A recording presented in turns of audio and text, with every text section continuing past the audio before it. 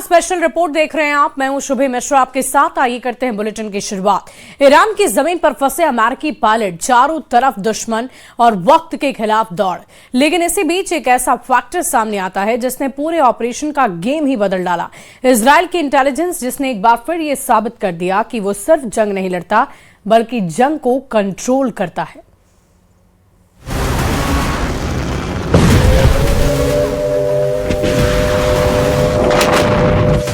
Iran की जमीन पर 36 घंटे चले ऑपरेशन का सीक्रेट कोड।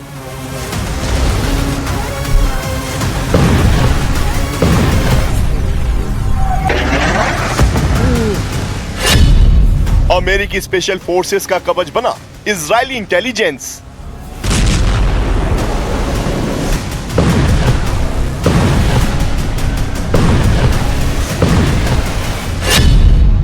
ईरान की आंखों में धूल झोंकने वाले प्लान की पूरी कहानी। 3 अप्रैल 2026 अमेरिकी F-15E जेट को ईरान के दक्षिण पश्चिम इलाके में मार गिराया जाता है। दोनों क्रू मेंबर्स इजैक्ट करते हैं, लेकिन किस्मत साथ नहीं देती। एक को जल्दी निकाल लिया जाता है, जबकि दूसरा पायलट दुश्मन की जमीन पर फंस जाता है। ईरानी फोर्सेस उसकी तलाश में जुट जाती हैं। इनाम तक घोषित किया जाता है।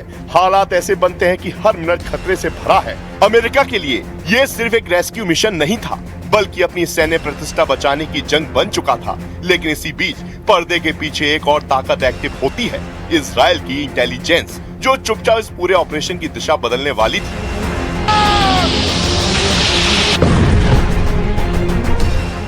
फॉक्स न्यूज की रिपोर्ट बताती है, इजराइल ने इस मिशन में सबसे अहम भूमिका निभाई। रियल टाइम इंटेलिजेंस के जरिए दुश्मन की जमीन पर छिपे पायलट की लोकेशन ट्रैक करना आसान नहीं था। लेकिन इजराइल की सर्विलांस और डेटा नेटवर्क ने वो कर दिखाया जो आमतौर पर नामुमकिन माना जाता है। Satellite input, signal tracking, ground movement analysis, हर लेयर पर इजराइल ने अमेरिका को बढ़त दिलाई। यही वजह थी कि अमेरिकी फोर्सेस सही समय पर सही जगह पर पहुंच पाई। इस ऑपरेशन ने दिखा दिया कि आज की जंग सिर्फ हथियारों से नहीं, बल्कि इंटेलिजेंस की ताकत से जीती जाती है। सबसे दिलचस्प पहलू ये रहा कि इजराइल ने सिर्फ जानकारी ही नहीं दी, बल्कि अपनी स्ट्रेटेजी को भी उसी हिसाब से बदला। रिपोर्ट्स के मुताबिक उन 36 घंटे के दौरान इजराइल ने अपने प्लान हमलों को रोक दिया, ताकि अमेरिकी रेस्क्यू ऑपरेशन पर कोई असर न पड़े। ये एक ऐसा फैसला था जो जंग के बीच लिया गया, जहां हर हमला मायने रखता है।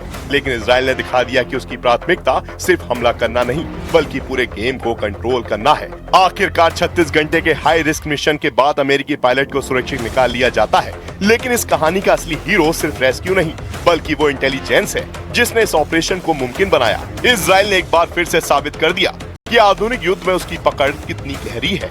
जहां बाकी देश सिर्फ रिएक्ट करते हैं, वहां इजराइल पहले से गेम सेट कर चुका होता है। ये ऑपरेशन सिर्फ एक सफल मिशन नहीं, बल्कि एक संदेश है कि आने वाले वक्त में जंग का असली हथियार बंदूक नहीं, बल्कि जानकारी होगी। और इस खेल में इजराइल फिलहाल सबसे आगे खड़ा दिखाई देता है।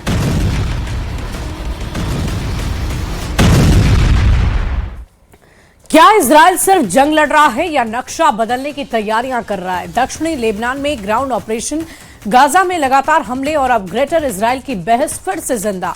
क्या ये सिर्फ सुरक्षा का खेल है या विस्तार की रणनीति? चलिए समझते हैं ग्रेटर इजराइल प्लान हकीकत या सिर्फ एक खतरनाक थ्योरी, इस रिपोर्ट के जरिए।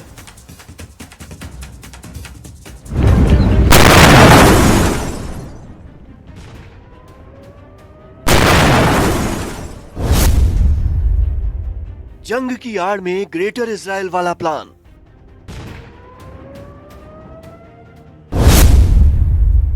पर्दे के पीछे इजराइल का नक्शा बदलने का खेल। फिलिस्तीन से सऊदी अरब तक विस्तारवाद की राजनीति। पश्चिम एशिया में चल रही ये जंग भीषण होती जा रही है, लेकिन खबर यह है कि इस युद्ध के पीछे एक सीक्रेट गेम चल रहा है। इस सीक्रेट गेम का नायक कोई और नहीं बल्कि इजराइल है, जहां एक तरफ वो गाजा में हमास के खिलाफ और लेबनान में हिजबुल्लाह पर हमले कर रहा है, तो वहीं दूसरी तरफ उसकी सैन्य रणनीति अब सीमाओं से बाहर जाती दिख रही है।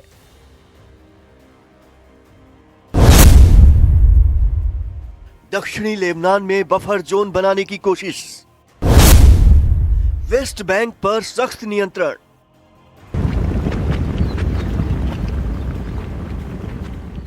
ये सिर्फ सुरक्षा कदम है या किसी बड़े विस्तारवादी एजेंडे का हिस्सा?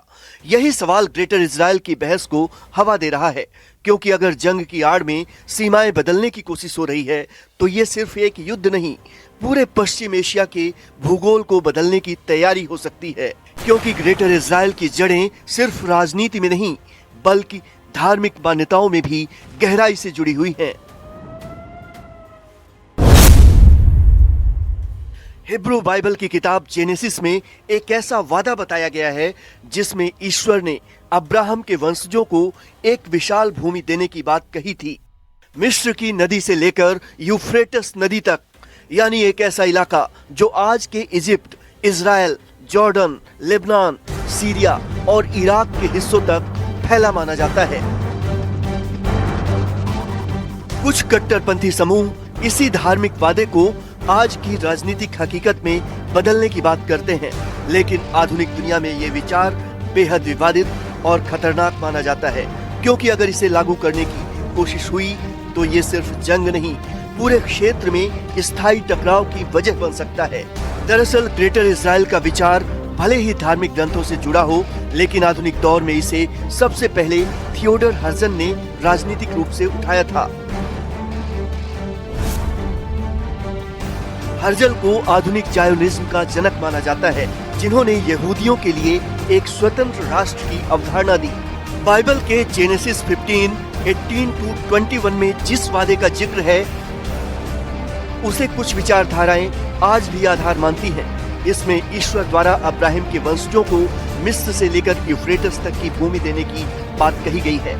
इसमें ईश्वर अब्राहम से कहते हैं, मैं तुम्हारे वंशजों को ये जमीन देता हूँ, मिस्र की नदी से लेकर उस महान नदी यूफ्रेटस तक। ये जमीन केनी, केनिजी, कदमोनी, हित्ती, पेरिजी, रेफाई, अमोरी, कनानी, गिरगाशी और येबूसी लोगों की है। इतिहास में ग्रेटर इजराइल की सोच को सबसे बड़ी ताकत 1967 की जंग के बाद हासिल हुई। इसे 6 डे वॉर के नाम से जाना जाता है, जब इजराइल ने एक साथ मिस्र, सीरिया और जॉर्डन समेत कई अरब देशों को हराया था। इस जीत के बाद इजराइल ने गाजा पट्टी, सिनाई प्रायद्वीप, वेस्ट बैंक और गोलान हाइट्स पर कब्जा कर लिया। यहीं से ग्रेटर इजराइल की सोच को नई ऊर्जा मिली। हालांकि आज भी इजराइल की कोई आधिकारिक नीति इस विचार को लागू करने की नहीं है, लेकिन 2022 के चुनावों के बाद बेंजामिन नेतन्याहू की सरकार बनने 2023 में इजराइल के वित्त मंत्री बेजालेल स्मोट्रिक द्वारा दिखाए गए नक्शे ने इस बहस को और तेज कर दिया है। आज इजराइल की सरकार आधिकारिक तौर पर ग्रेटर इजराइल को नहीं मानती, लेकिन बेंजामिन नेतन्याहू के दौर में बढ़ती सैन्य कार्रवाई और बेजालेल स्मोट्रिक जैसे नेताओं के बयान इस बहस को जिंदा रखे हुए हैं। सवाल साफ है, क्या ये सिर्फ सुरक्षा नीति है या भविष्य की विस्तारवादी नीति का ब्लूप्रिंट?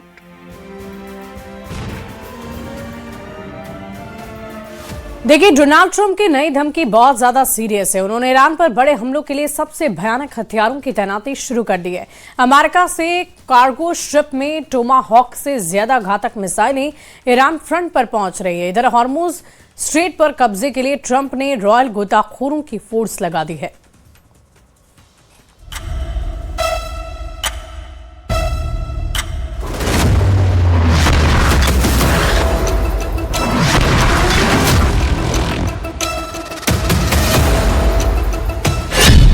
ट्रंप ने हॉर्मुज के गेट खुलवाने का हथियार निकाल लिया है।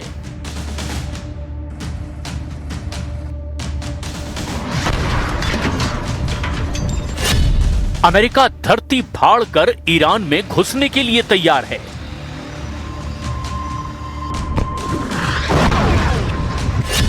एक झटके में ट्रंप फोर्स पूरे करेगी 3 मिशन।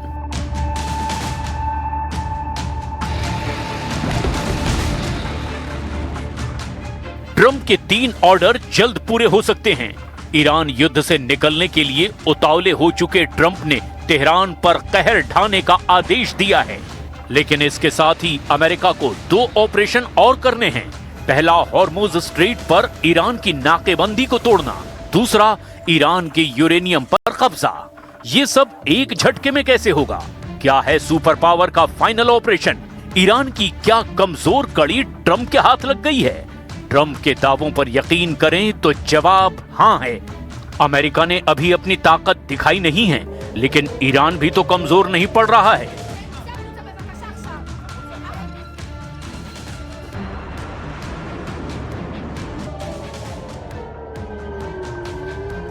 ट्रंप का एक और जंगी लड़ाका ढेर हो गया है। ईरान ने अमेरिकी जेट का शव दिखाकर ट्रंप को चिढ़ाया है। काले धुएं और कबाड़ की तस्वीर जारी कर ईरान ने ट्रंप के ट्रांसपोर्ट प्लेन और 2 हेलीकॉप्टर को ढेर करने का ऐलान कर दिया है। ईरान ने ट्रंप को धमकी दी है कि एयर बैटल में भी अमेरिका को हार झेलनी पड़ेगी। به دنبال این عملیات غرورآفرین و پیروزمندانه رئیس جمهور شکست خورده آمریکا با دستپاچگی و دروغ از طریق جنگ روانی تلاش دارد. ईरान अब अमेरिका को टक्कर दे रहा है। कई फ्रंट पर ईरान भारी पड़ रहा है।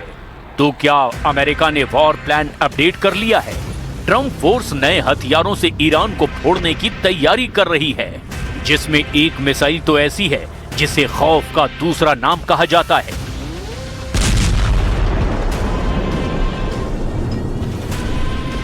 तो क्या ईरान के करज पुल पर फटी ये मिसाइल वही सीक्रेट हथियार है?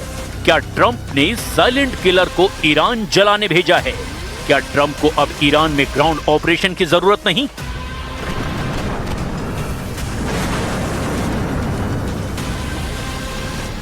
जिस तरह युद्ध में अमेरिका के जंगी लड़ाके आसमान के अखाड़े से टपक रहे हैं, जिस तरह सुपर पावर के जंगी जेट और हेलीकॉप्टर के चीथड़े उड़ रहे हैं, उससे युद्ध के भयानक राउंड में पहुंचने की तस्दीक होती जा रही है।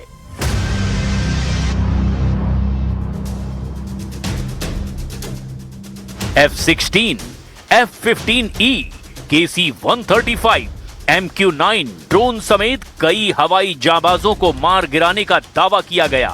और ये सब तब हुआ जब अमेरिकी राष्ट्रपति डोनाल्ड ट्रंप कई बार दावा कर चुके हैं कि ईरान के सभी एयर डिफेंस सिस्टम उन्होंने तबाह कर दिए हैं। मिडिल ईस्ट में जंग उसी तेजी से जारी है जिस तेजी से इसकी शुरुआत हुई थी, लेकिन इस बीच ईरान में एक दौर का अंत हो चुका है, लेकिन खुद ईरान का नहीं। दशकों तक जिस शख्स के एक इशारे पर पश्चिम एशिया की बिसात बिछती और बदलती थी, वहां क्या चल रहा है, इस रिपोर्ट को आप देखिए।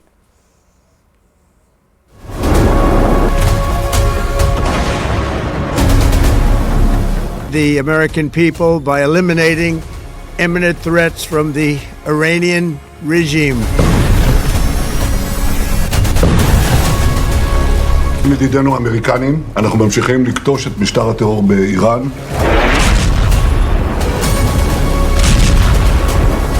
سامانه پاتریوت آمریکایی در شمال بحرین.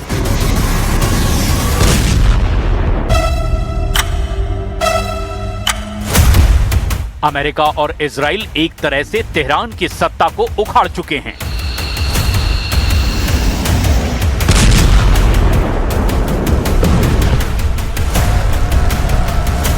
उनासी से ईरान की कमान संभालने वाले इस्लामिक क्रांति के लीडर की लगाम अब पश्चिम एशिया के सबसे ताकतवर मुल्क पर नहीं रह गई। तो फिर कौन है जो इस वक्त ईरान की हुकूमत चला रहा है?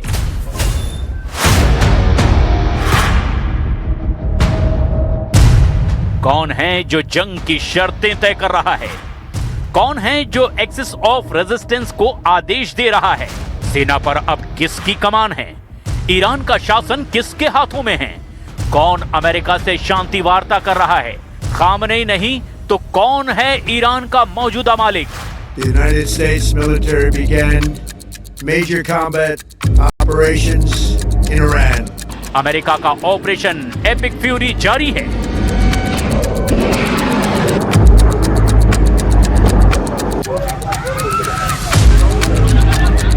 כל המדינות הללו רואות את העוצמה האדירה של ישראל. इजराइल का ऑपरेशन रोरिंग लॉयन जारी है।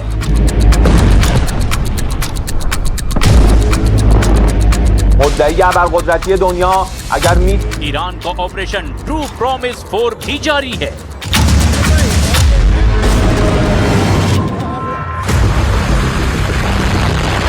वैसे तो 28 फरवरी 2026 को ही तेहरान के पाश्चर इलाके में मौजूद हाउस ऑफ लीडरशिप बेतरहबरी पर बम बरसाकर पूरे सिस्टम को जमींदोज कर दिया गया। पूरे ईरान की बुनियाद हिल गई थी, जिसका एक इशारा कानून था, वो अब इस दुनिया में नहीं था। अमेरिका को लगा कि उसने ईरान में मौलवियों का शासन खत्म कर दिया और अब वो पावर वैक्यूम क्रिएट होगा, उसे वो अपने मोहरों से भर देगा और पश्चिम एशिया में अपना पावर सेंटर चलाएगा। Our ongoing regime change was not our goal. We never said regime change, but regime change has occurred because of all of their original leaders' death. They're all dead. The new group is less radical and much more reasonable.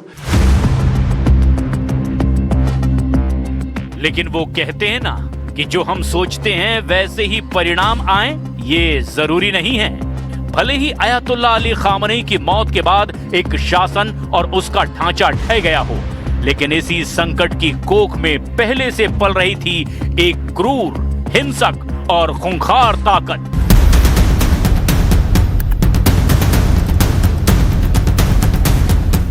जिसका उस दिन rebirth हुआ। Islamic revolutionary guard corps यानी IRGC।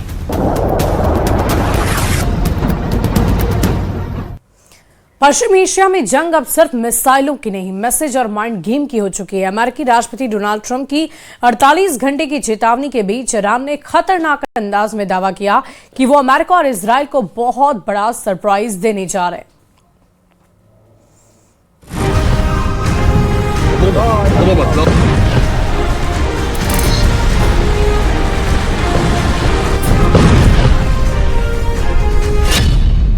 Trump के ultimatum के बाद बिफरा Iran.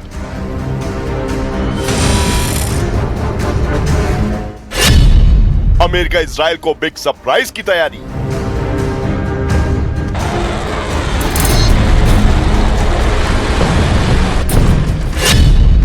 War zone में active हुई न्यूक्लियर वॉर मशीन।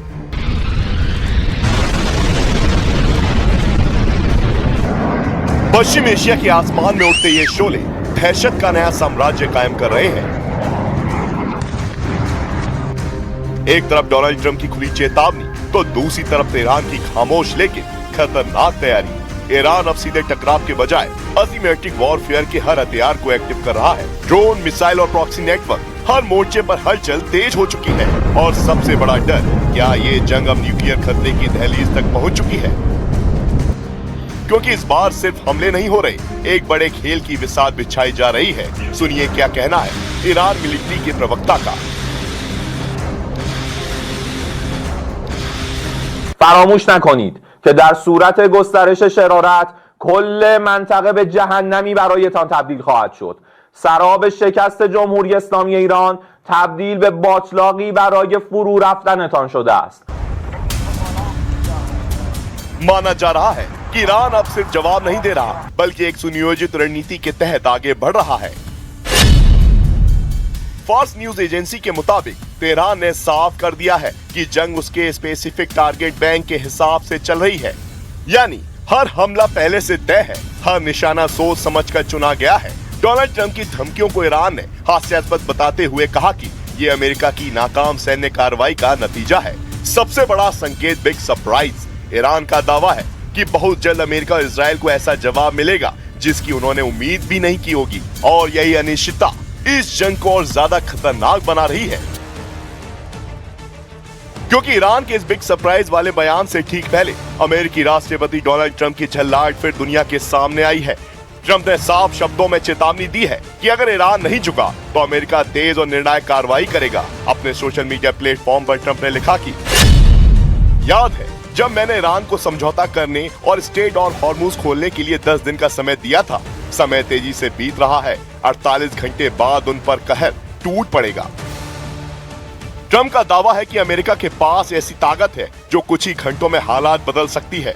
अमेरिकी रक्षा विभाग के मुताबिक इलाके में पहले ही advance fighter jets, aircraft carrier strike group और लॉन्ग रेंज बॉम्बर्स तैनात किए जा चुके हैं। यानी सैन्य दबाव सिर्फ बयान तक सीमित नहीं है, जमीन और आसमान दोनों पर तैयारी पूरी है। लेकिन चुनौती ये है कि ईरान पारंपरिक जंग नहीं लड़ रहा, वो छुपकर वार करने की रणनीति यानी एसिमेट्रिक वॉरफेयर अपना रहा है। ऐसे में अमेरिका की हाई टेक ताकत भी सीमित हो सकती है और यही वजह है कि ये टकराव अब सीधी जंग से ज्यादा रणनीति और सरप्राइज का खेल बन चुका है।